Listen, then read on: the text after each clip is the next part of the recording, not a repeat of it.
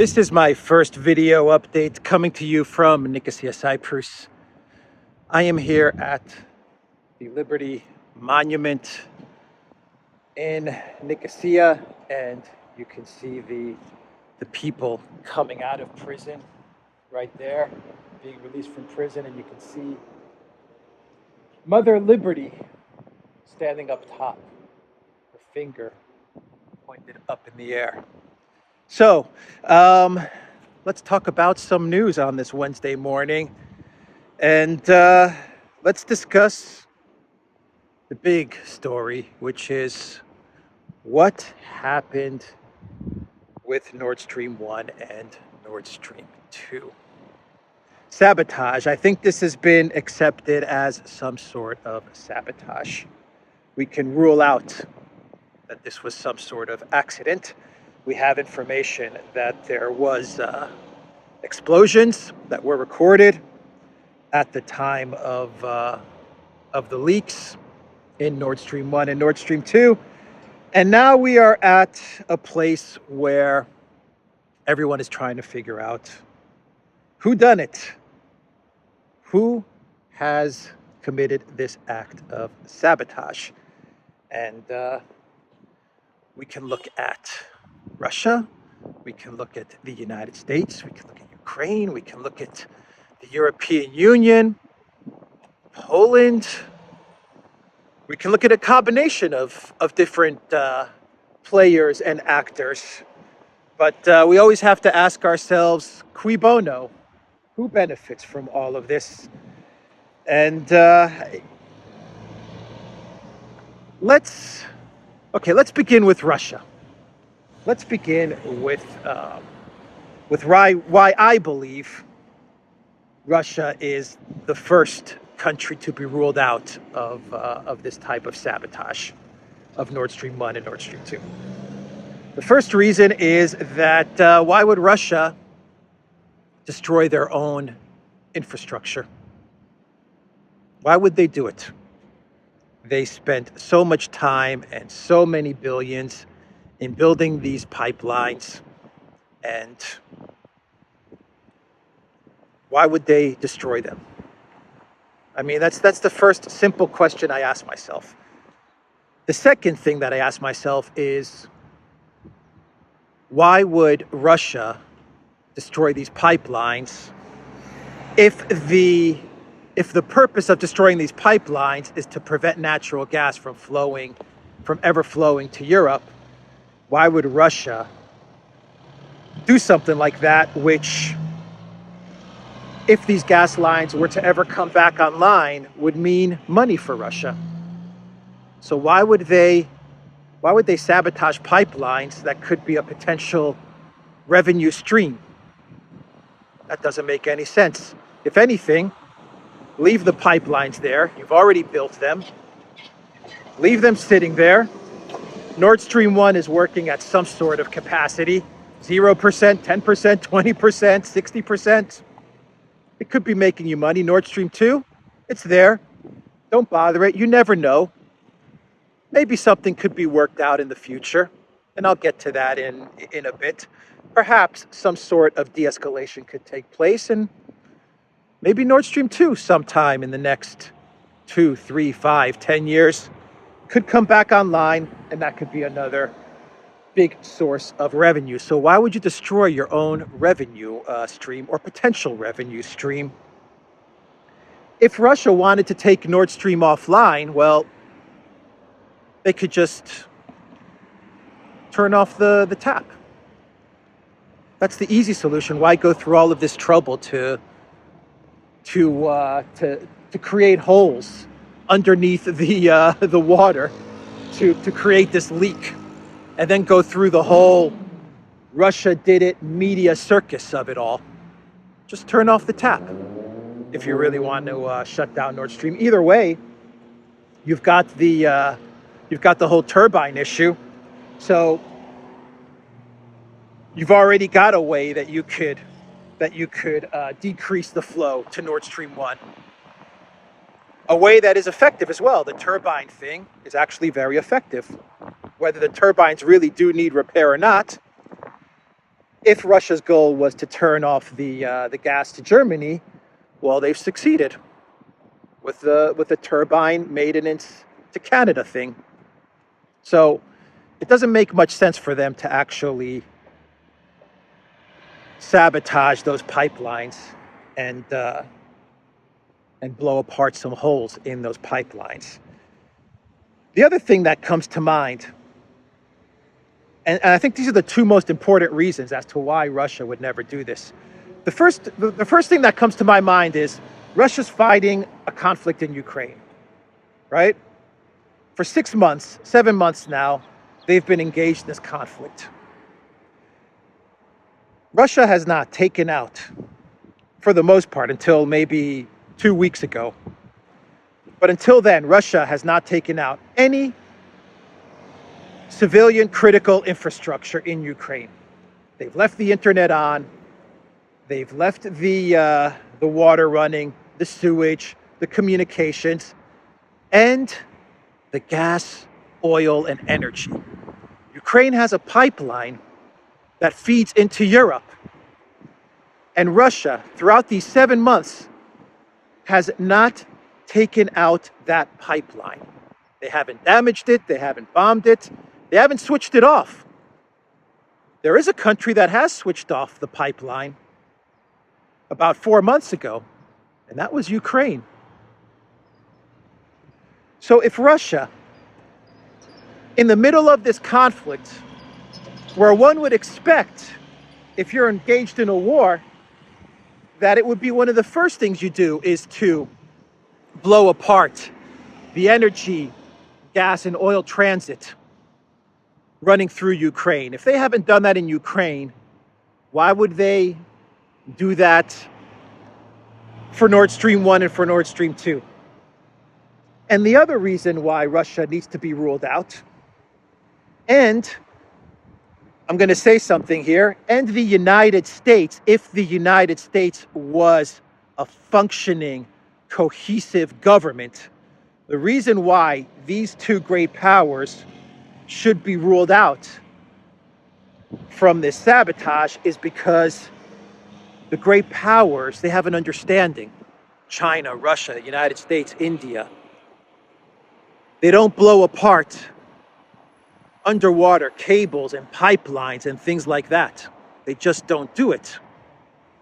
Because the minute you blow apart one person's gas pipeline, well, then the other great power says, okay, I'm going to blow apart the cables that run from New York to London. Or I'm going to blow apart the cables that run from Japan to somewhere else, or whatever. So there's an understanding that these cables, whether they're communication cables, gas cables, internet, whatever it is, oil, you don't blow it apart. So Russia would just not do this. And a cohesive, functioning U.S. government would not do this either. But a government like the Bidenopolis government, which is fractured, which is not cohesive, which has a bunch of factions vying for power, and a bunch of factions that kind of do whatever they want, well, that's a different story. So I think the one thing that we can definitely say, not 100%, but say 99%, is that Russia did not do this. Now, this hasn't stopped the Washington Post and the New York Times and Telegraph. Is it Telegraph in the UK? The Telegraph, I think, is what it's called, and the Times of London and all these publications to run with headlines saying Putin blows apart his own gas pipeline. Putin blows apart Nord Stream 1 and Nord Stream 2. So it hasn't stopped the media from running with this story. That was expected. Now, let's take a look at who I believe could be behind this sabotage. So we have videos that are now resurfacing. One video is of Joe Biden, and I'm going to play it now, where he says, before the conflict broke out, he says that should Russia invade Ukraine, then we are going to stop Nord Stream 2. And a reporter asks, but sir, how are you going to do that? And Biden pretty much says, we have ways. We have tools, quoting Ursula von der Crazy. So let me play that video. Let me answer the first question first. If Russia invades, that means tanks or troops crossing the border of Ukraine again. Then there will be no longer a Nord Stream 2. We will bring an end to it. How will you do that exactly, since the project and control of the project is within Germany's control? We will, I promise you, we'll be able to do it. And we now have a video as well, which has surfaced, going viral, of Victoria Nuland, who also issued the same warning. Department of State, Victoria Nuland, neocon, Clinton faction. This is what she said with regards to Nord Stream 2, should Russia invade Ukraine. With regard to Nord Stream 2, we continue to have very strong and clear conversations with our German allies, and I want to be clear with you today. If Russia invades Ukraine, one way or another, Nord Stream 2 will not move forward. Okay, so we have these videos which have surfaced, which definitely point the finger at the Bidenopolis White House. And I would say specifically at Nuland, the neocons, the State Department. Now, Nuland was one of the chief architects of the Maidan coup. You know who else was a chief architect of the Maidan coup? Well, how about, at the time, foreign minister of Poland, but now I believe his title is something like US-EU MP, Mr. Sikorsky. And Sikorsky, married to chief neocon Anne Applebaum. Well,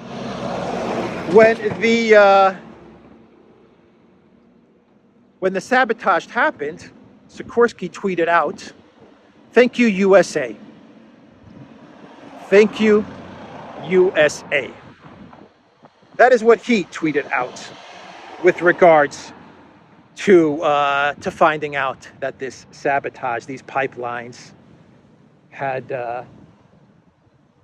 been blown up. Blown up. You know what I mean, blown up. So that was Sikorsky. Now, Anthony Blinken was giving a press conference, and he was at some event. And let me pull it up here, if I can find it real quick. So Anthony Blinken was giving a press conference with the foreign minister of India, and he said that blowing up the pipelines, sabotaging the pipelines, and I quote, were in no one's interests. And he also said that there is an investigation underway to figure out how these leaks happened. Now, I find this statement, and then he went off to talk about how this is an opportunity for Europe to wean itself off of Russian energy and Russian gas. And this is an opportunity to import more LNG from the United States, as well as work on renewables. So he also went off on that tangent as well. But I find it very interesting that Blinken, the Secretary of State, that when something like this happens, he doesn't right away blame Russia. This is very, very telling. Usually, when the U.S., a cohesive, functioning U.S. government, when it commits a false flag, they are super quick to lay the blame on someone else. Some guy's hammering away up there. Think of like chemical weapons attacks in Syria, or MH17, or or just any of these things, any of these types of false flags. What happened in Iraq? Whenever something like this is orchestrated, it takes like an hour or two before the Secretary of State, the Pentagon, the President, they come out and they say, Russia did it, or Assad did it, or Saddam did it. I mean, it's instant. But this is when a false flag is fully coordinated, when everyone is on board and when everyone's on the same page. Right now, we're at the Famagusta Gate in Cyprus right here. And so in this instance, you don't have that. You actually have the Secretary of State saying, this is in no one's interest, what happened, and there's going to be an investigation. I find that to be a very telling statement from Blinken. And you also have many people in the EU, I believe Sikorsky being one of them, coming out and saying that, let's go in here, let's see what's going on here, and saying that the Baltic Pipeline, which is a pipeline from Norway to Poland, it's ready to run. Like on the same day that all of this happens, you get all of these EU officials, including Sikorsky, who comes out and says, hey, everybody, no need to worry. We've got the Baltic Pipeline coming on board. It's been fixed up a lot faster than we expected it. That was the statement. They were expecting it to come online in January, but now they're saying, you know, this thing is almost ready to go. The same day that all of this happens, you get that announcement as well. And so here's my thought on this. My thought on this is that this is not really the United States. To me, this is a part of the deep state, a part of the US government, a part of the European Union, a part of Ukraine even, a part of Poland. I think what we have here is a case of a bunch of people who got together and they said, let's do this thing. Let's do this thing. That's what my belief is. I think if this was the United States government acting as a cohesive, put together, functioning government, the first statement they would have come out with regards to this sabotage, like within an hour, they would have said Russia did it. Everybody, Blinken, Nuland, Biden, Austin, everyone would have said Russia did it. We know. We already know. We don't need any investigation. We don't need anything like that to take place. We already know they did it. It's a done deal, just like they do with every false flag. But in this instance, they didn't do it. I think they didn't do it because I think they understand that not everybody in the US government is on the same page. I think they understand that they can't come out right away and put the blame on Russia because they need to get everyone else in the government on board.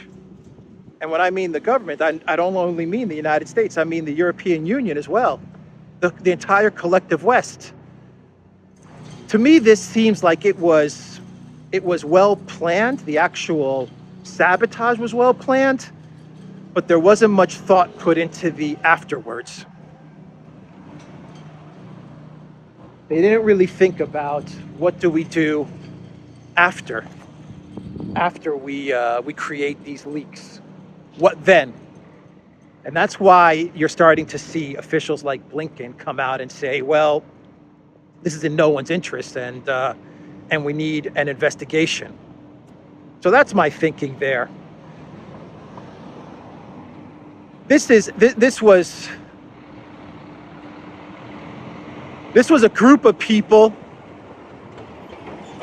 that want to keep Germany moving towards deindustrialization, that want to prevent any type of settlement or ceasefire, and that want to send a message with regards to the partial mobilization,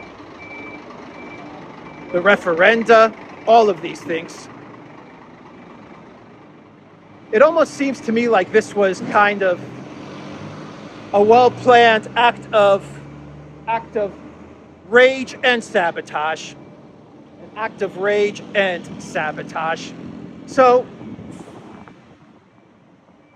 we're getting rumors refuted by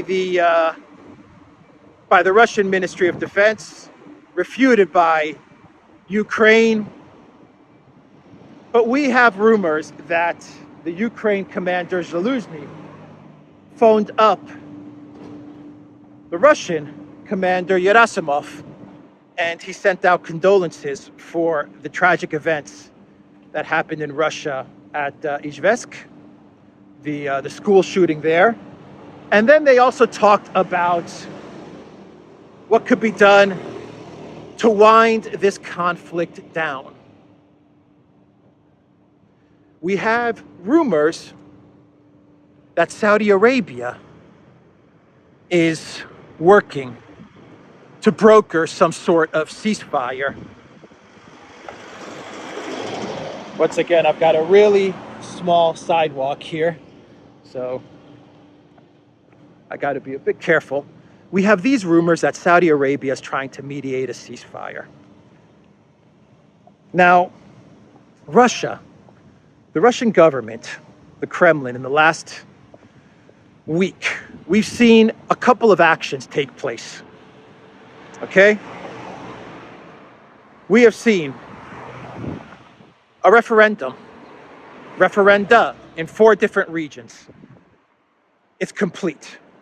They've all voted overwhelmingly, Zaporozhye, Kherson, Donetsk, Lugansk, to join the Russian Federation. We've seen that happen.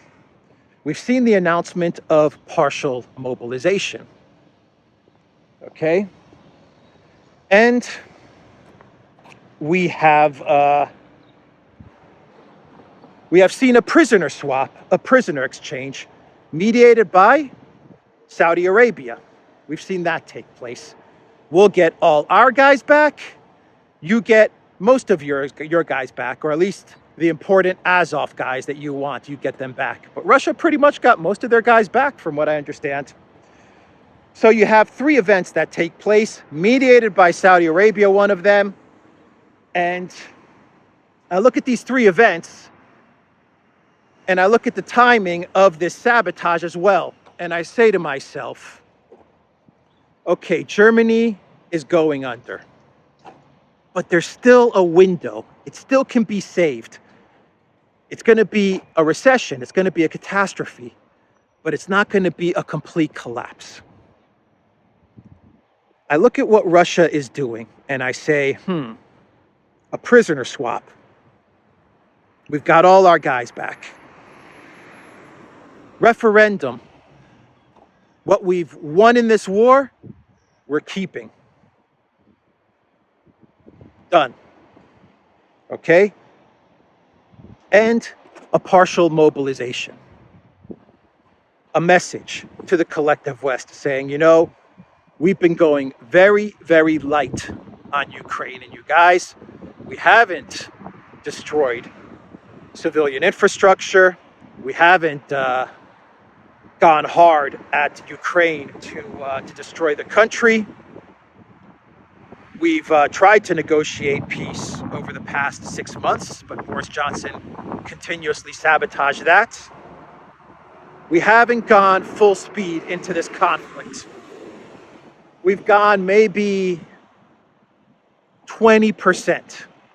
But now we're going to go full speed. I look at all of these actions and I say to myself, the things that Russia is doing, the steps that they've taken the last week or two, and everything that's happening, in the EU, specifically in Germany, and I say, Russia is sending two signals out.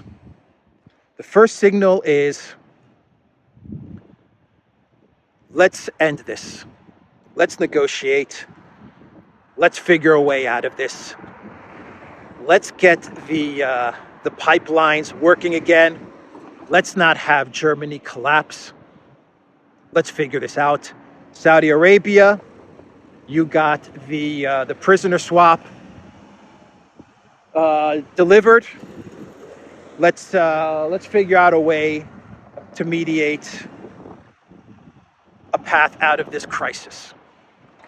The second thing Russia is saying by these actions that they've taken is, if you refuse, this is your last chance. If you refuse to figure out a way out of this crisis, is what they're telling the collective West, well then, Ukraine as you know it will be no more. Germany is going to completely collapse. The European Union is going to completely collapse. And we're going to go full speed. We've got our guys back. We've got our POWs back. We've consolidated our gains. We've taken our territory. And we're locked and loaded. We're now ready. We are ready to go. Or in the next couple of weeks, we're going to be ready to go full speed. So you decide.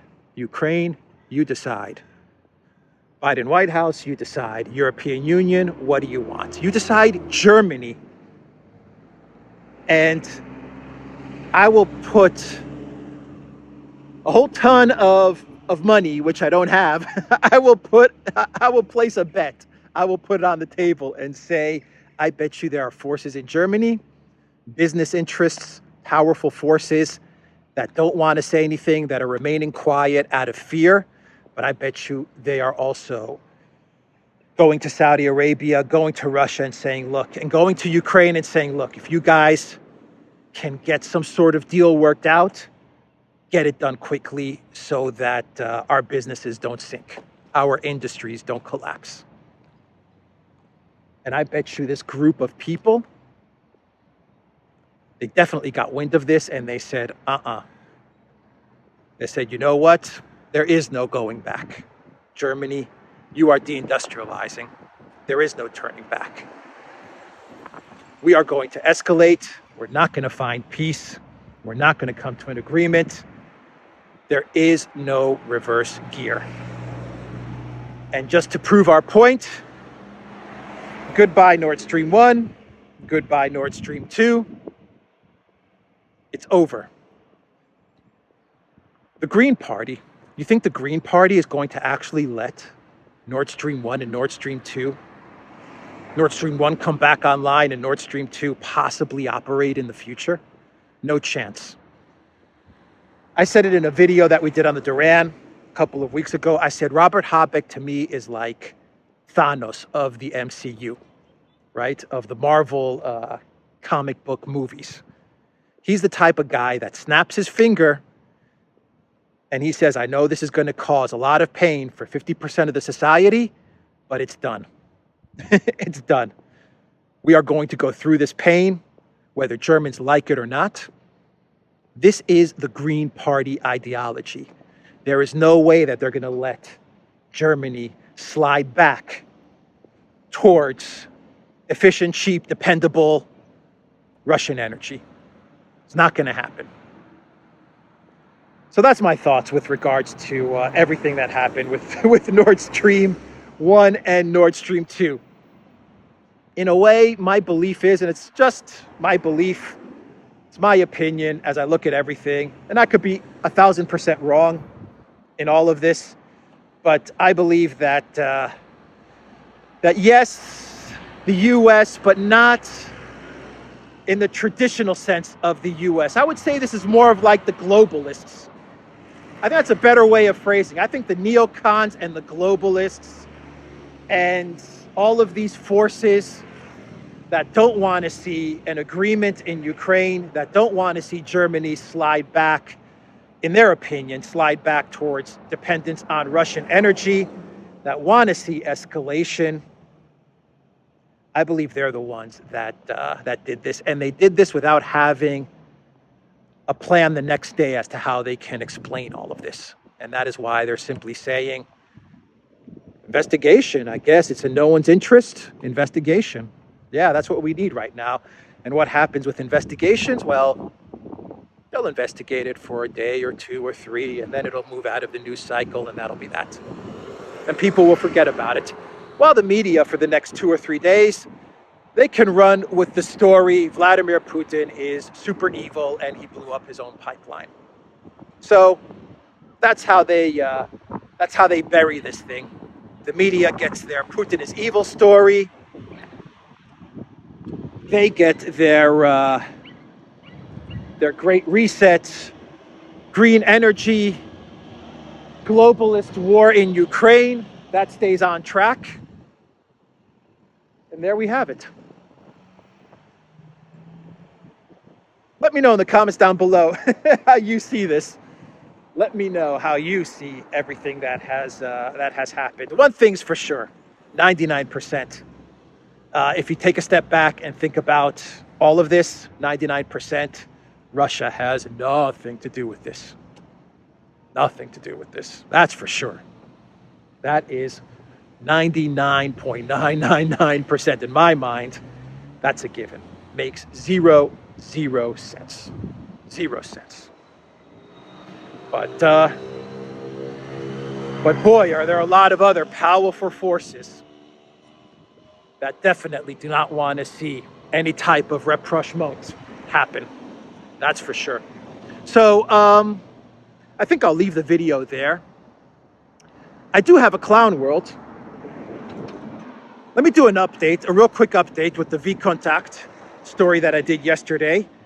It does appear that Apple has indeed removed the VK apps and ecosystems from the App Store, but Apple has yet to issue a statement. Last I read, they have not issued a statement as to why they did it. Nice football field, huh? Nice pitch.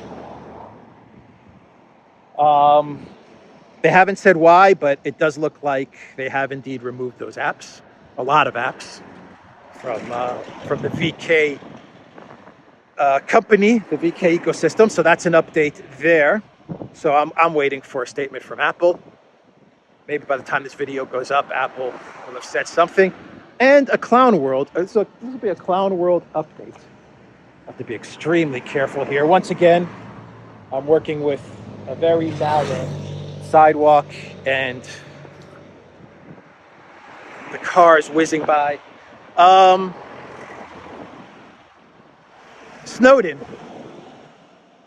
So Snowden is going to be getting his citizenship, his Russian citizenship, and he is going to be staying in Russia, where he is going to be safe and sound, that's for sure. The safest place in the world for Edward Snowden right now is in Russia. And Ned Price, I think Ned Price is the Pentagon spokesperson. I think that's his title. But Ned Price came out with a statement after the Snowden announcement.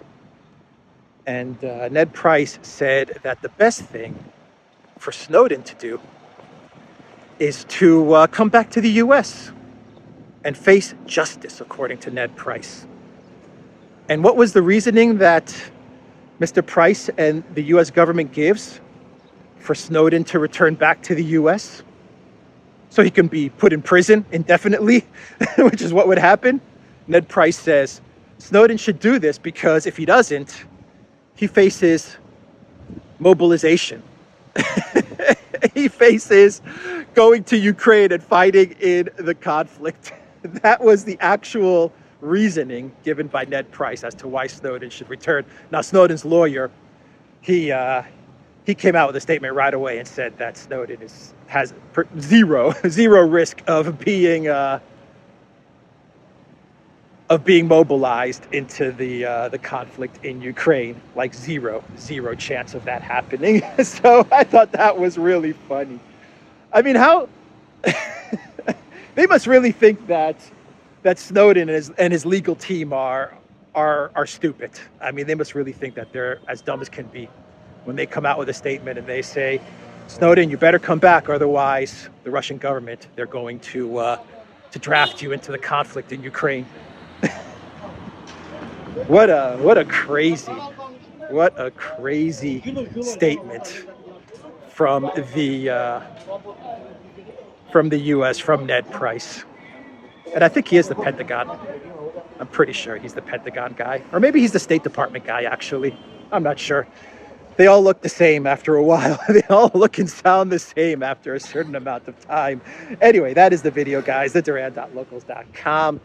And check out Alexandra's channel. Check out Duran's channel. Go to the Duran shop, 10% off. Use the code GOODDAY. I've got my Duran Canada shirt on today. Take care.